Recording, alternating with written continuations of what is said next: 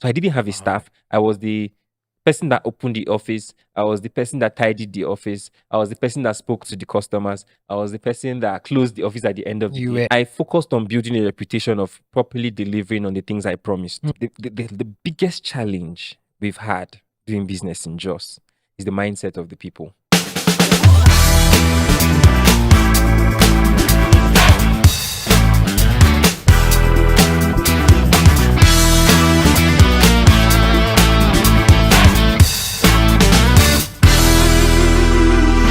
Hi there. Welcome once again to the Just Start podcast, where we bring you conversations, stories, and insights around business from the city of Jos. I am your host, Timothy Kunat, and it's exciting to be back here with you once again. And you know the drill, right? There are 4 things that I need you to do right now. The first thing is to subscribe if you haven't subscribed to this page.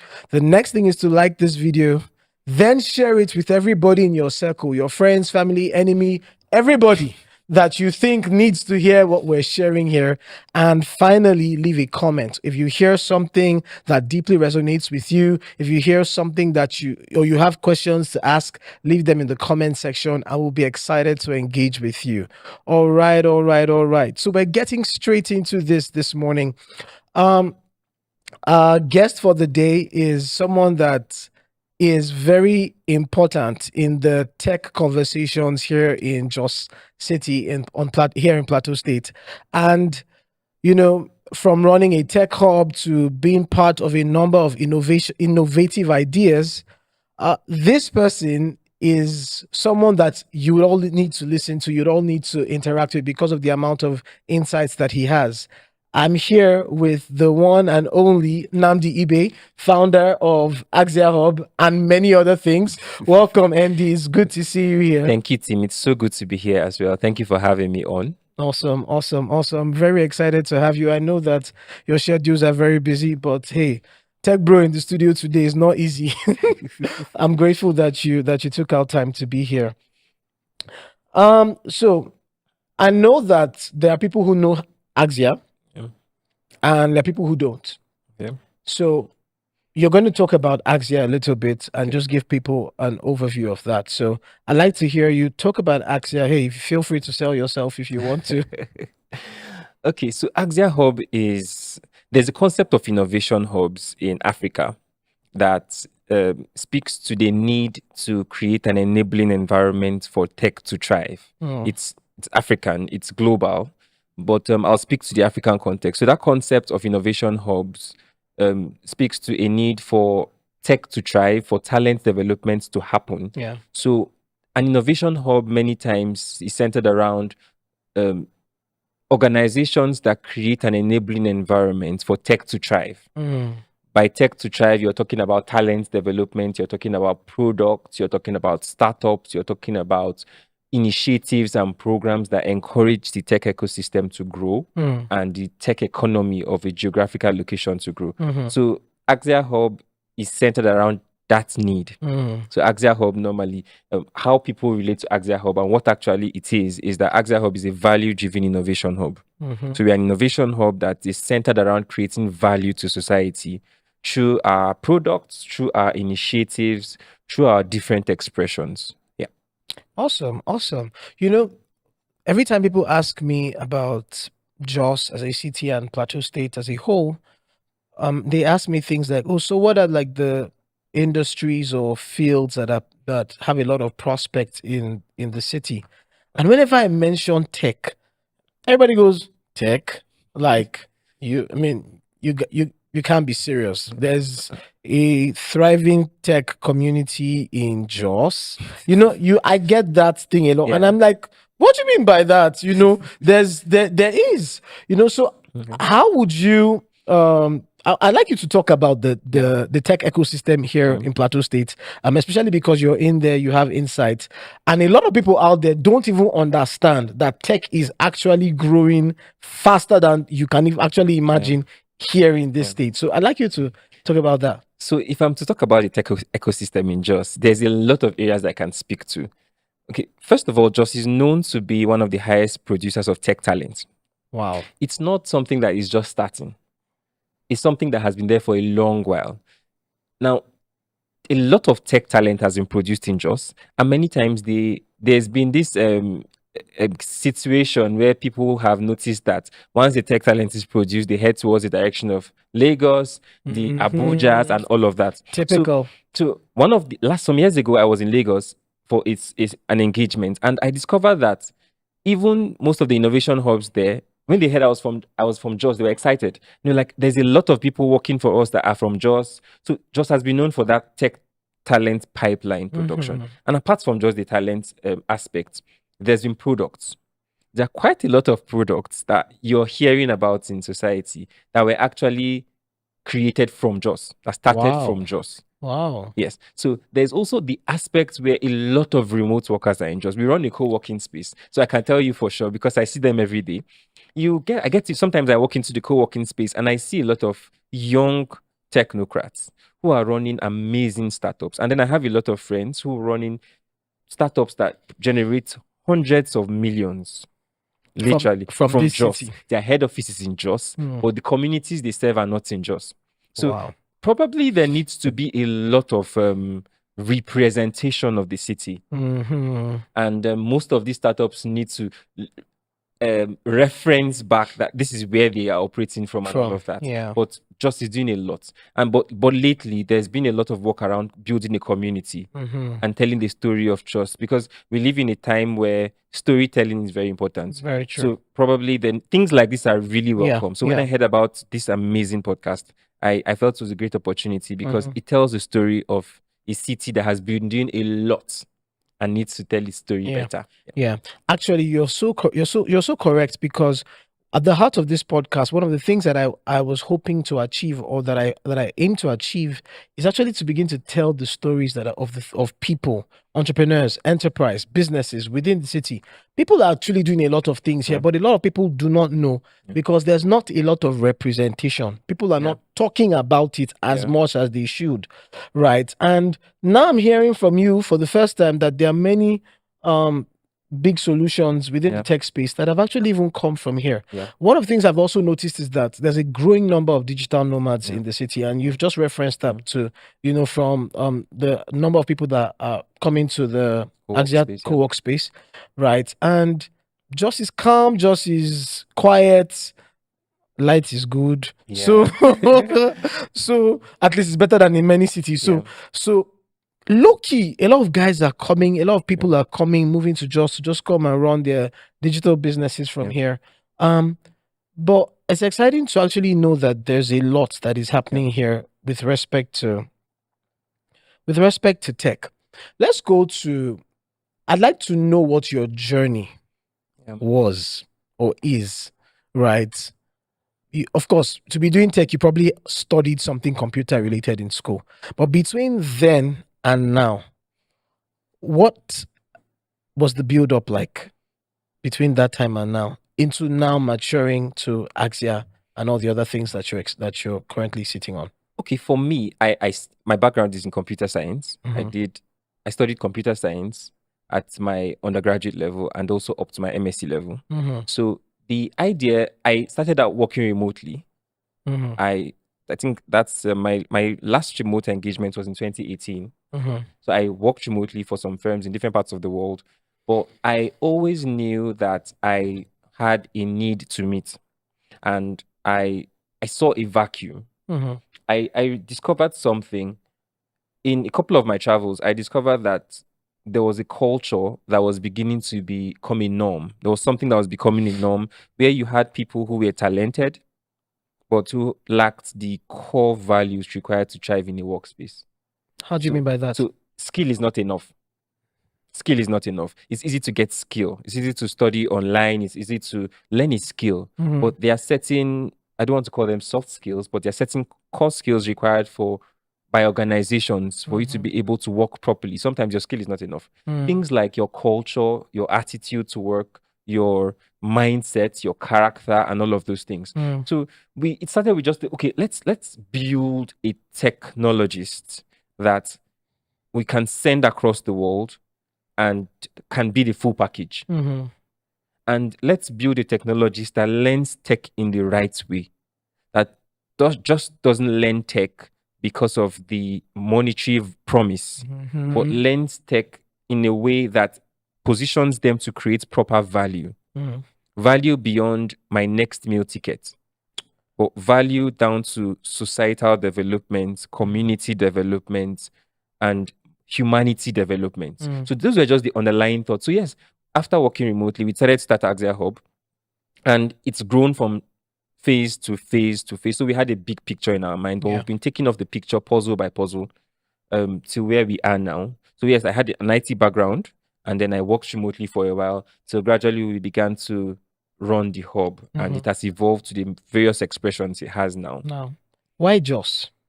I was born in Jos, first of all, so I have a bias. Sorry, the reason why I asked that is because, I mean, a lot of people building in the tech space are primarily in places like Lagos, especially Yaba and the island, or even Abuja. But Lagos is like the tech capital of Nigeria right now, or seems to be. Maybe there's a new place, I don't know. For now, okay, I like the sound of that. Right, so it probably would have been easier for you to go to a CC Hub, you know, or any of those places, you know, in Lagos. Why Jos? So I actually took my time and went. I itemized all the hubs, the major hubs in Nigeria, and I went there. I visited CC Hub. I remember I visited Premier Hub. I visited Innovate Hub, quite a couple of other hubs in the country around that time. First of all, I have a bias because I was born in Jos, and I've lived most of my formative years in Jos. But that's not the reason. It's not a Jos to the world story for me. But I discovered something in my travels, that what I could get in Lagos, what I could get in Abuja, I could get in Jos. Okay. The major need of organizations like this is talent. And because the world is becoming a smaller community, it means that geographical location is not a major factor in the productive phase of your organization. Probably when you want to begin to engage with certain kinds of institutions and communities, you may need to consider the Abuja and the Lagos. But I discovered that because of the way the world is innovating, we had all of what we needed here. And I was also seeing a pattern that these other communities around the Lagos and the Abujas, they're becoming saturated. Very true. They're becoming saturated. And there was the understanding that I can even go as far as saying, and this is not to speak down about those communities, because they are amazing communities that have pioneered some of the most beautiful solutions that the world has come to find. But we decided to build differently. We decided to build with pure raw talent, and to build from a location where we could define how the community is formed. Yes, so we chose Jos because it just gave us everything we needed, and just give us a good landing pad, a good launching pad where we could interface with the world properly.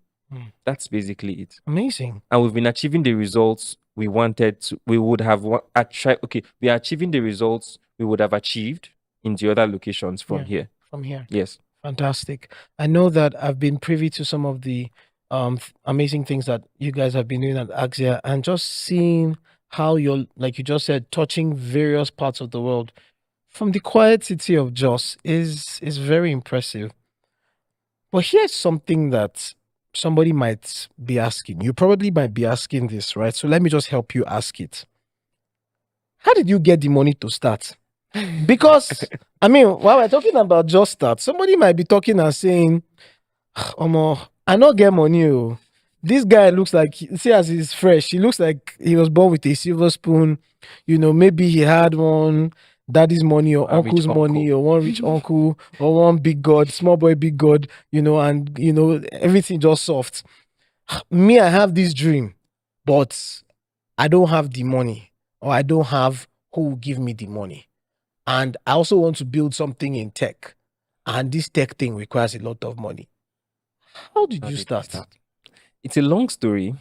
Let's hear the story. It's a story of, it's also a model that I've come to teach to communities. Okay.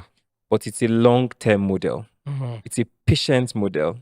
In being around Lagos and Abuja, one of the things that is most common with those communities is the availability of funds. They have easy access to funding. But that was not same the for you same here. around here. So what I did was this. I was not born with a silver spoon, Okay. but Was there a spoon? but there was a spoon. The spoon was able to move me from point A to B, take me to school, get me good education, Mhm. and keep me able to focus on work Mm. and what I wanted to build. I had an amazing family that gave me the basics I needed. Mhm. But as regards to funding for what we are doing, what we did was we moved along the path of products. So it was more of a case of robbing Peter to pay Paul. How? So we thought around solutions we could build that could fund what we wanted to do as an innovation space. Oh. Yes. So because I had an IT background, I spent most of the from very early in my life building products. But we got to build products that got customers early. And so because we had a clear vision of what we wanted to achieve, we wanted to build the innovation hub. We wanted to do a lot of work around the community. So we set up those products to run, and those products funded what we are doing in the innovation space. So we didn't look out for handouts. We've never won a grant. Wow. Yes, we've never With all the things that you guys have never been doing. gotten a grant. So basically, it's more of we are building organically. So most of the initiatives that people are talking about today that the hub is running started very small. When people began to hear about them when they became a little bigger and they started to reach a wider community. So it's the idea of starting very small. So for the big thing, for what we're doing with the secondary initiatives, it started very little, very little. And they need triggered the direction we grew into. So we had other things we built that were running side by side, funding it, and then we built gradually. Unlike most communities that start big and gain all the attention, we started small and kept on building incrementally. Yesterday, I walked into the office and we had a team meeting, and I saw the number of people On in the team. Axia Hub, and now it dawned on me that wow, all of these people work here. And it was not like that at the beginning. At the beginning, we were just 2, 3, and now we are in 20s. Wow. So it's all about starting small and building to match the picture in your mind, and then trying to set processes that run parallel that fund what you're doing. There's something that I want you to talk about, and I'm going to bring it up because I know a little bit of your story. All right, because of course I want this to be as practical and straight to the heart as possible. Your first office space. Tell us about that. Wow. So let me go back a little bit. Because the idea is to get people off their feet. And sometimes somebody is thinking, oh, I don't have this, and no, I don't have that. My limitation is this and that. Talk about your first office space. I'll go for the hub. Okay, I'll go a step before my first office space. Good. So first thing I did was I was working from my bedroom. First phase. Then I got to a point where I was no longer comfortable working from my bedroom. I had a friend, AY. I like to mention his name to give him that, because from my bedroom, I moved to his space. He was a graphics designer, one of the best around now. That was long time back. And I moved to his space, and he gave me a table and a chair. In his space? In his space, in his office. And I kept working from there for about a year plus. And I was just showing up like his staff, but I was building stuff. You were building your own I was building my own things. Showing up in his space. Then after that phase, I moved back home. I set up a home office again, but this time in power, a little more comfortable. Then after that, I got to a point where I began to interface with customers a lot more. And customers will ask you, where's your office? Where's your office, of course. And he was also growing. I was also growing. So at that point, it felt like it was conflicting businesses. Though he was in the creative area and I was in the software aspect. Yeah. So I discovered that I needed a physical location. So I didn't have the funds for it. I remember one of my friends, Oscar, called me one day and said, "Hi, Andy, there is this space in my building. I think you should lease." And you know him also. So I think you should lease. So the lady had this space and she was not using it. So I rented it. I remember I rented it for about 80K. And you didn't have 80K I didn't that have time? it that time. So I met her and I said, okay, I want to use this space. So what, she was very gracious. I just think it's God's mercies because she gave me her chairs. Wow. The place was already partitioned. The place, I just moved into it. So I paid a little token for the chairs. I paid for 6 months or 6 or 8 months because of the rent was already running. Okay. So I started to operate from there. I got my chair for my bedroom. I remember. And I had a picture of the office space I wanted to have. But that ran for a period of time. And then my first staff, I remember my first staff was an intern. My neighbor at home, one of my neighbors he was in 200 level at that time. He just wanted to be in tech. And then when he moved to 300 level, he came to intern. So I didn't have a staff. I was the person that opened the office. I was the person that tidied the office. I was the person that spoke to the customers. I was the person that closed the office at the end of the day. I was everything. The only thing that made me sound corporate was a letterhead and a business name. Yes, so I tried to get those parts and I was interfacing properly and I focused on building a reputation of properly delivering on the things I promised. I didn't have it. Even till today, Axia Hub doesn't have a signboard. Yeah, so it's just the culture that stuck to my mind. There's no signboard. That's actually true. So everybody who comes to this space comes there because they know about us online or they heard about us. So we've been building in that pattern. So after that point, I got most of my initial staff were volunteers because we didn't even have the money to pay them. To pay staff. Yes. So one of my friends may say, oh, I have this young lady that I want you to engage, keep busy. Can she sit in your front desk? And that's how we kept on operating until the space became, we had some challenges with the space and the owner of the space wanted to use the space. And that's how Oscar came into the picture again. My friend Oscar has been very critical. And he told me about another space. And then I checked out this space. And I don't have this kind of money for this kind of space. It was like, let me say, 8 times the size of where you were before. Where I was leasing, not where I was even renting. So the person was subletting it to you. So when I saw it, I was like, I know we don't have this kind of funds for this kind of place. And then I attended a program, and in that program, the speaker had spoken about how to take big steps in faith. And I dared to take that step. And by the time I had paid for that rent, if you shake us, not a coin won't even drop. And the place was dilapidated. But what I did, I now got my cousin. So if you look at all I'm saying, there's no way where I paid the professional. I leveraged on my relationships. And I started small. So I was starting small and I was leveraging up. So my cousin, who is an architect, I just gave him the dimensions of the space and he designed a partition system for the space. And he designed it according to the picture we had. The space was very massive. It was big. So we had a picture of, I always have a picture of what I want to get. Yeah. And I start to build along the paths gradually.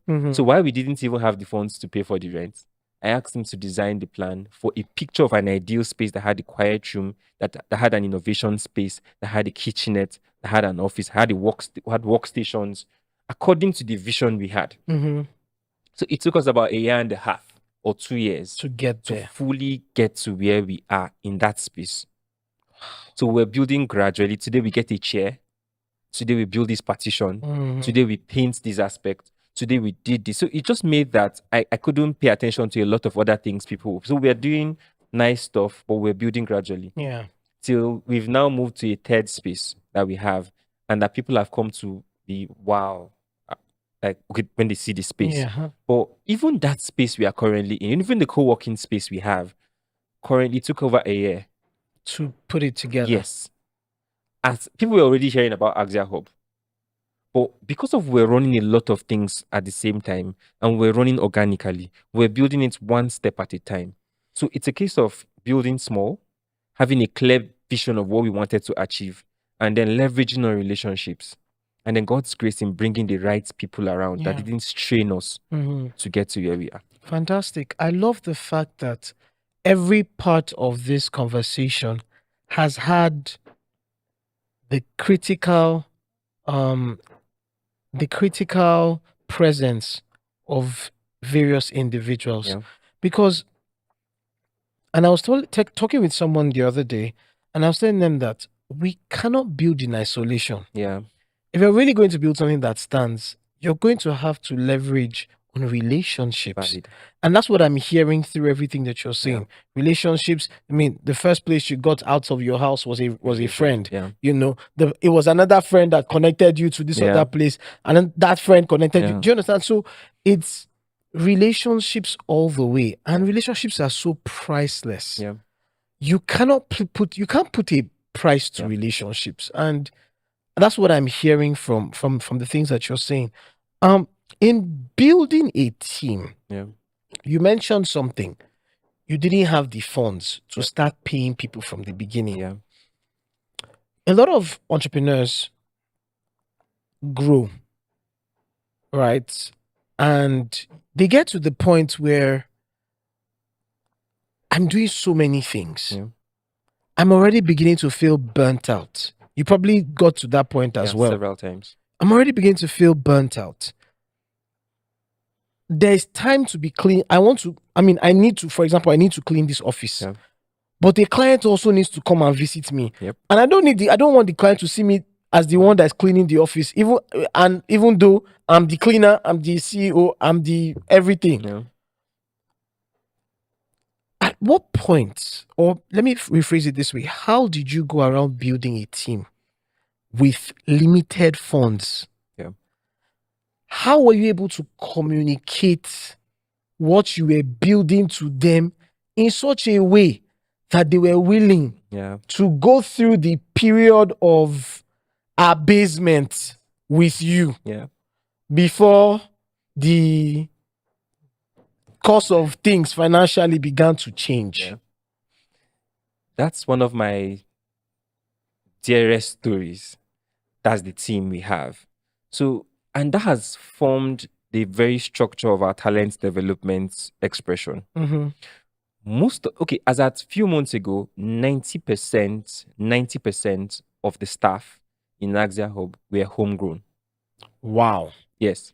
So Axia Hub has some of the best talent you can get around in different expressions. But many of them, like literally 90% is being modest, because I can point one or two.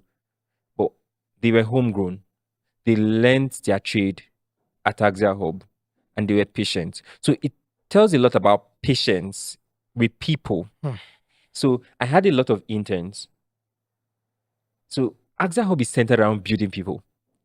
So because we are centered around building people, if you get to study most of our initiatives and our expressions, it's people focused. Mm-hmm. So it then means that we take a lot of people from having no skill to having something to do and then building a career, and then we are willing to let them out. So around our team, we took a lot of interns. Many of the people in Axia Hub that are doing the amazing things came in as interns. They went through school. So you have to be patient with them. Some of them came in as core members. Some of them were just people who my friends said, oh, I have this friend, I have this guy, I have this family member who is not doing anything or is having these challenges. Can you take them in? And so you take people in who don't have a clear direction about their life. Many of them even green. They don't even know anything about tech. Many of them might have been involved in vices. But then there are even times where you took in people who had no skills and you were paying them stipends. So I think it's a very crazy journey, because we took in all of these people with the hope that it will pay off. And it then gave them it built some form of loyalty and allegiance. So they believed in you a lot. And then you invest in them and then you start to reap the benefits, because one of the advantages is that you imbibe your culture into them. So at the point where you're placing a demand, it's not like you're contending with a culture from another place. So we built a lot of people. We have a lot of programs where we build people, and many times these people come back and are willing to serve. So when I told you the number of staff we have, that's on-site staff. There are people who are not working with us physically in different parts of the world, who started with the hub and left and still maintain a lot of allegiance. So there was it's a story of patience. It's a story of believing in people. It's a story of building people and seeing a future in people that is beyond their current state. And I've learned and I've come to accept that when you build people, it's an investment in the future. Yeah. So that's how we built our team. believing in people and taking people who didn't deserve to be there, or people who didn't have the ability required, and patiently believing in them in the very frustrating days as well till they become what they are. Wow. Building people, but it's a patient and a Yes. slow process. And sometimes a painful process. Talk about some of the pains. What were some of the most painful parts of this process? Raising up a team Yeah. of people, many of them without the requisite background that was needed to build what was in your mind and in your heart. You see, this process has changed me. It has changed me because I've come to see human beings differently. And it has also changed the way we approach our vision. It has made me realize that nothing is permanent. And even while you're investing in people, you have to keep a part of your mind that reminds you that these people will go at some point. And then there are some of them that will not go. Some of them will spend some time, some will spend longer times. Now, around that part, human beings have expectations. When you put XYZ into this place, you'll be expecting ABC. And many times, because of we run a very passionate organization, we pour in a lot of energy, psychological, mental, social, emotional, financial energy into building these people and shaping their lives. It's inevitable that you expect some of them to stay longer. So some of the painful parts is when you wake up and you just suddenly realize that this person is gone.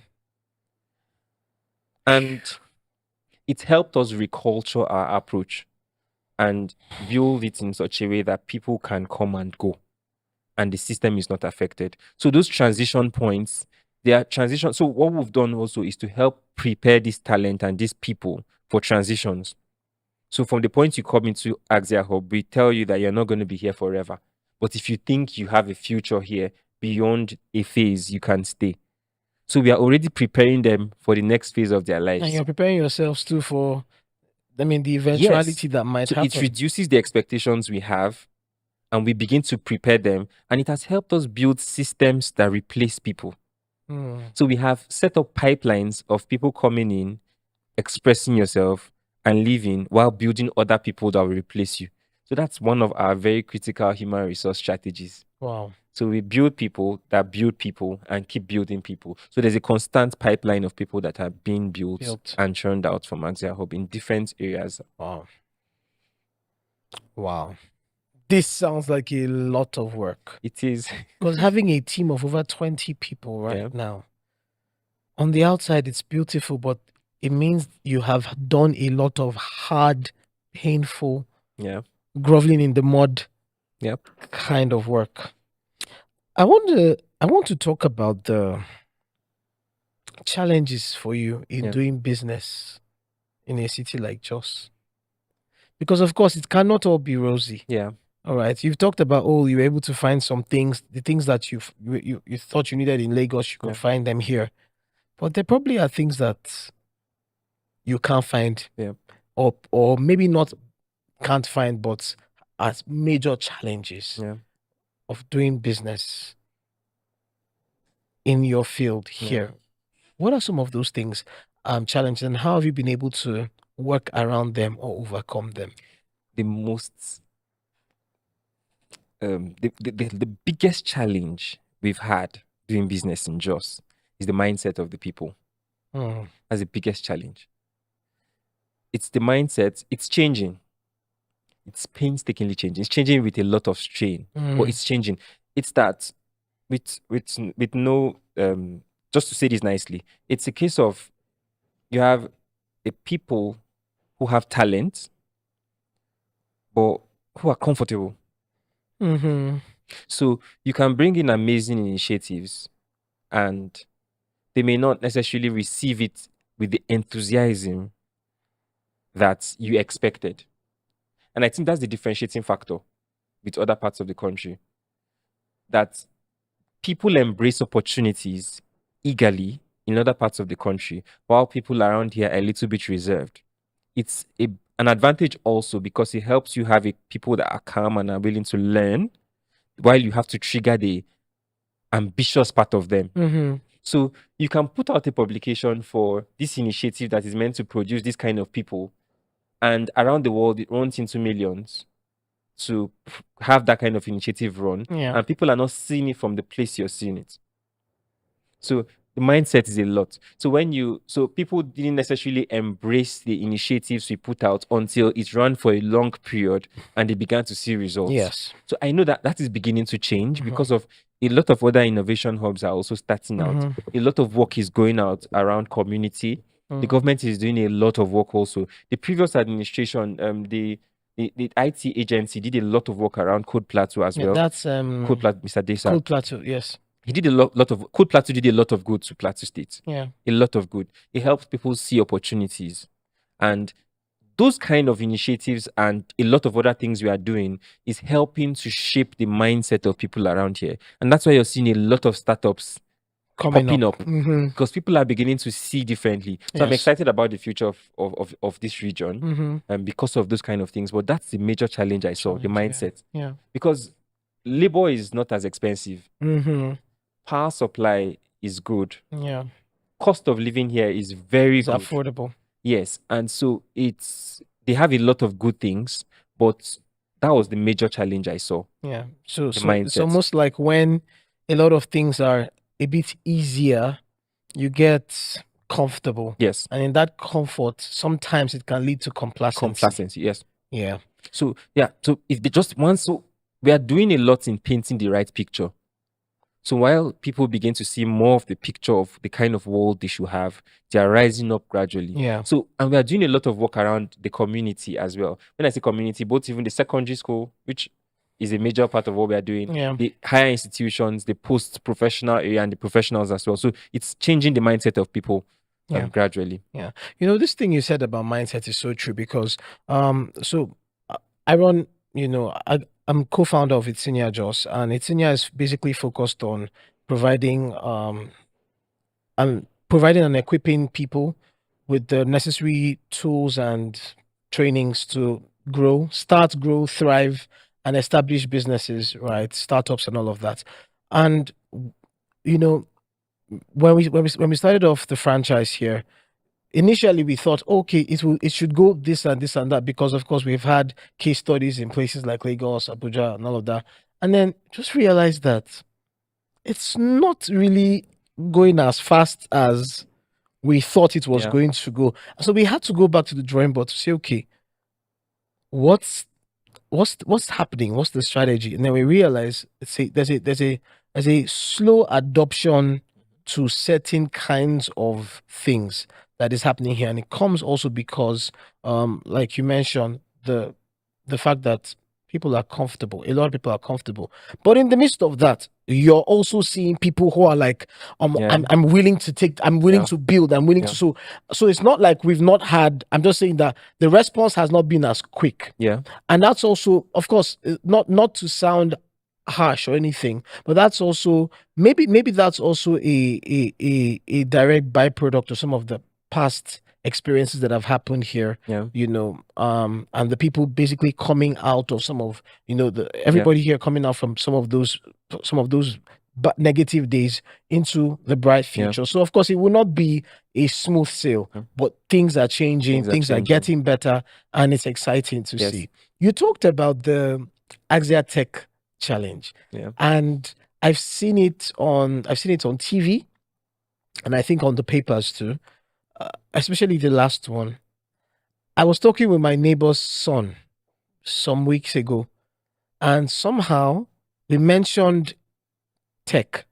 And he was telling me, oh, that Axia Tech Challenge? And he was talking about it so enthusiastically. And I realized that a lot of children whose schools have been part of the challenge in one way or the other are excited about it. Right? And it's almost like it's a new lease of life to young children. Secondary school students, especially within that GS2, GS3, SS1 range. I'd like to talk about that a little bit. Okay, so that initiative is a very calculated initiative with an agenda. Now, we discovered that it's easier to build when you have people who are not set in their ways. Now, so what we are doing with the Axia Tech Challenge is that we saw the future and we are choosing to shape the future from today. Wow. So we have a group of people in secondary schools who can give us 3, 5 years of their life in that controlled environment. Mm-hmm. And we decided that we are going to help them see the future today and prepare them for that future. Yeah. So we are introducing them to technologies that are obtainable across the world in little chunks, little bits and pieces, because these people are very creative. Mm-hmm. So we give them a little bit and they run with it. Yeah. So we started with a competition. The competition, the core of Axia Tech Challenge is the competition model, Yeah. but that's not the goal. The competition is targeted at the particular mind, at the mindset of the group of people we are serving. So the goal is to trigger innovation, and we are doing that. A lot of schools have invited us to set up tech clubs that we are not running, but we set up the model that they run with. And we continue giving them support beyond the competition. So the competition is an opportunity for us to appraise the progress that they've done, they've attained in a period of time. Yeah. So a lot of schools are beginning to think around drone technology, software engineering, AI, robotics, and they look forward to an opportunity where they can come to showcase these new ventures they've gotten involved in. So there are certain schools where we physically have to visit and help facilitate and jumpstart them on these processes. And then there are certain schools who are already on the processes and we guide them along the path that they should be on. So Axia Tech Challenge opens up the mind of these children to the possibilities. Some weeks ago, I was speaking to one of the students from St. Paul's Academy that came third in one of the editions, and they're in the US now on a scholarship. And I was speaking to them, yes. And I was speaking to them, and they were telling me how excited they were that they participated in the ATC, because when they went to the US, they began to see some of the conversations we're already having with them. From here in Jos. They're already having those conversations, and while they are in other maybe health related ventures, other courses, they are pursuing an active career in tech.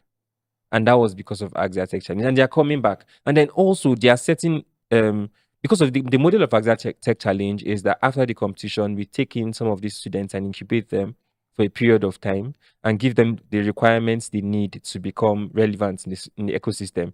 And some of them are having a new lease of life.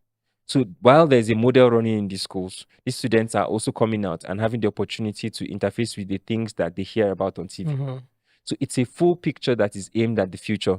Beautiful. Building these people to have the relevance they should and have the impact. And it's having ripple effects because it's ultimately reducing vices. Yes. It's helping these students see the possibility of a future that probably their institutions didn't give them. So there's a lot from there. Awesome. I'm really excited about this shaping the future because it means that because of the Axia Tech Challenge and many other, programs and activities that are happening in the tech space in Jos, in another 5-10 years, we will probably be training some of the best brains in this industry in the entire continent. Yeah, it's already happening. It's beautiful. It's already happening. Beautiful. It's exciting to see. Yeah, exciting to see. So it's almost like when you were definitely when you were starting this journey many years ago, you didn't see the tech challenge happening, right? Yes. Was it part of the things you had envisioned? So it's a response to what we face on the way. So as we are going gradually and building incrementally, we see a problem and we step back in and think of how can we solve this problem beyond just the instant, beyond just the now. How can we solve this problem? Because we are blessed with a lot of visionary people, and our vision helps us we have a clear picture of where we are going. So when we see these problems, we try to tailor suit initiatives that will solve the problem and keep solving the problem and ensure that the problem doesn't rise up. Yeah. So the Axia Tech Challenge was one of those initiatives aimed at solving that kind of problem. Yeah. Awesome. For young people who are looking to get into tech here in Jos, what are some of the opportunities? Because now everybody's looking at tech. They say there's money in tech. Everybody wants to do something related to tech. Even the ones that know what they are doing and the ones that don't know what they're doing. But what are some of the opportunities that are they're the common opportunities, the ones that everybody sees? But what are some of the ones that you wish more people paid attention to that have a lot of potential for growth and maybe are a little easier to get into? Once people have the ability to do things, there's no limit to what they can do. Okay. Now, I'm very interested in startups because if you listen to my journey, it's a startup journey. Yes. And beyond just talking about particular opportunities and skill sets people need to have, the entire startup journey transforms a human being from what they were to what they should be. All the stories I've told you had their contribution to shaping me into what I am and still what I will be. So this location has a lot of opportunities in agric, in mining, in commerce, in a lot of opportunities. And I desire that people around here beginning to get into tech should begin to think startup, business over just skill. While you get the skill, there's one of the best formative processes a man can experience is the process of taking something and creating it, especially a business. Yeah. And starting small. So to answer your question, I would really love that people pay attention to startups beyond just having a skill that will put some money in their pockets. Because there's a lot of opportunities around that here. So the startup space, that's one of the reasons I love what you're doing with Itinia, because you're basically taking these people and giving them the ability to grow businesses. Yeah. So if people can focus a lot on that, there's more gain than just having a skill. Yeah. The skill is good. Skill one is side. good. But when you run a business, you empower more people than yourself. Yes. So that startup area is an area I really wish a lot of people begin to look into. Because a lot of funding in the world is targeted at startups and over not just talent. talents. So when you say the Abujas, the Lagos, all the funding you're seeing came to people who had ideas. Money Point, Paystack. All of those organizations started with people who had skill, but who thought around startup. Let's start a business that solves a problem. Then starting a business that solves the problem begins to attract the right kind of funding to you. Yeah. So I wish that's my desire. That's what I would love people to focus a lot more here. Yeah. Startups. The process of failing and succeeding at a startup does a lot to a man. It does. It does. And I always say that the skill is not enough. Yes. The fact that I know how to do something does not mean I can run a business in that thing, And I think you also had mentioned the fact that Axia currently provides certain solutions to startups, helping to incubate them. Maybe you need to. So we have a startup incubation program. Yeah. And one of the things, we're in a phase where we're looking to partner with a lot of other organizations that provide certain components of the value we want to give the startups. Yeah. Because in our interface with the startups, we are discovering that the startups have other needs. And we are high on collaboration. So we are looking to collaborate with a lot of organizations that provide those value. Now, we do a lot of work around startup. We have some successful startups already. We have startups in transport, in logistics, in mining. Now, when I say startups, I'm not talking about products on your laptop. I'm talking about products that are in the market that are serving communities that a lot of people don't even know. That is related to you people. Incubated from Axia Hub. Wow. Yes. So we have startups in transport, in logistics, in courier services. We have them in mining.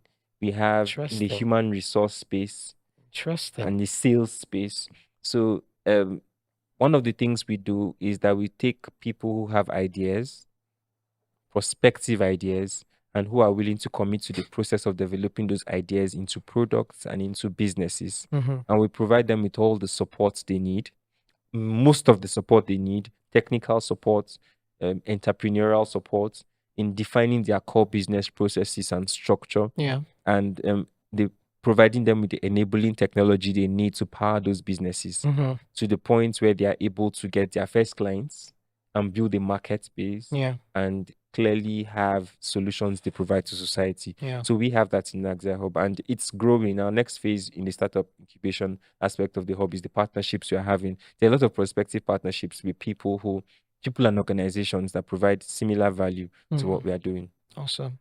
Thank you so much. Finally, I'm going to ask, what are some of the things that you do personally as you that helps you to stay productive and sets you and keeps you constantly relevant? One of the things I do is research. I spend average 4 hours a day researching, reading, watching videos. I just do that. It's already a part of me. So every single day, even when I'm working, I'm on YouTube watching a documentary. I have my headsets plugged in. What's the next innovation in the world? What is China doing? What is the US doing? How is the global economic battle wars affecting Africa? Where are opportunities? What's the latest technology? What's Nvidia doing? What is DeepSeek doing? All of these kind of things. I keep constantly exposing myself to those things. So I stay updated with research. I exercise a lot.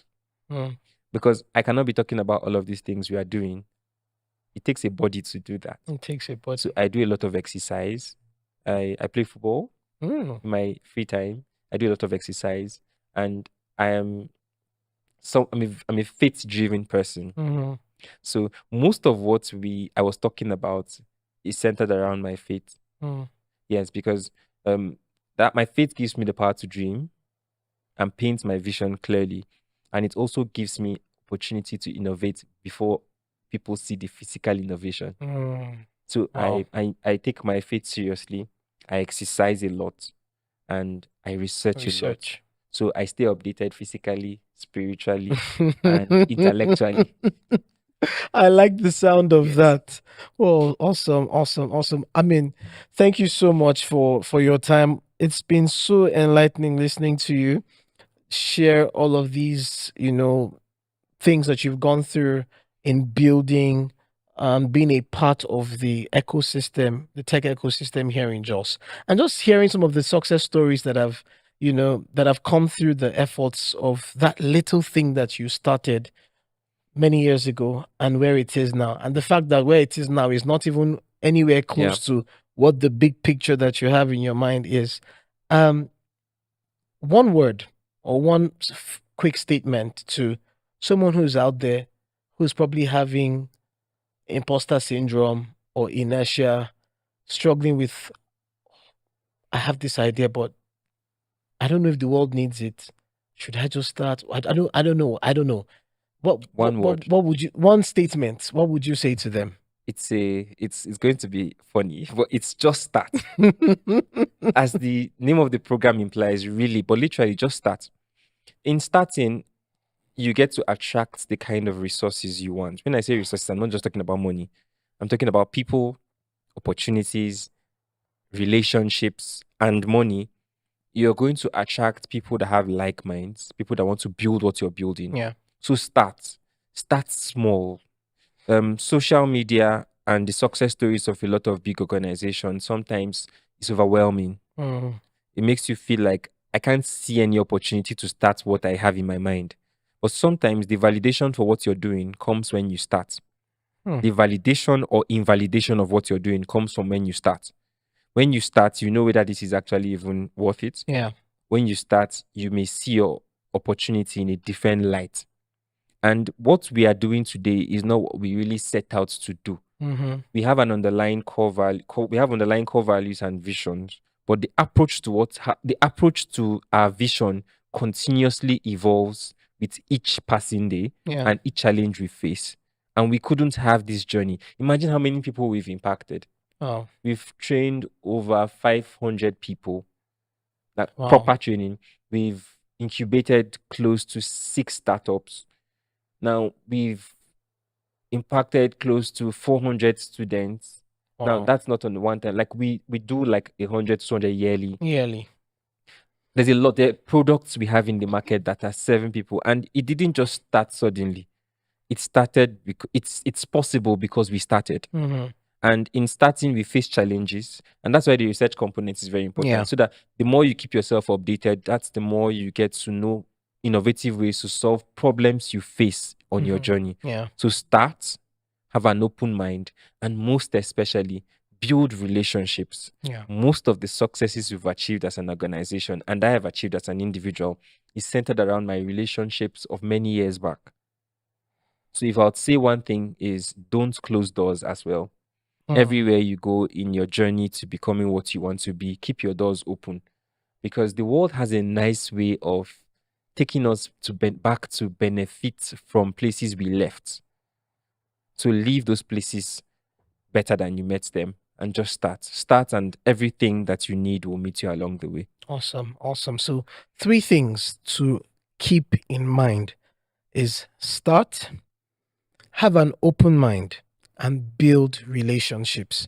These are 3 important things that we're leaving you with today as you go back and think over this entire episode. And if you need to watch this all over again to digest some of the points that have been shared and some of the insights, please do so. Watch it as many times as possible. If you need to have a watch party with your entire community of friends, feel free to do so, because where you are is not where you should be.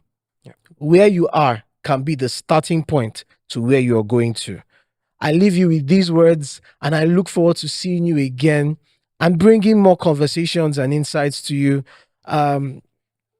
Talking about business, talking about entrepreneurship, talking about just everything about life, and helping you to get up from that seat, get up from that place, and just start. I'm Timothy Kunat, your host, and I'm looking forward to the very next episode with you. Stay safe.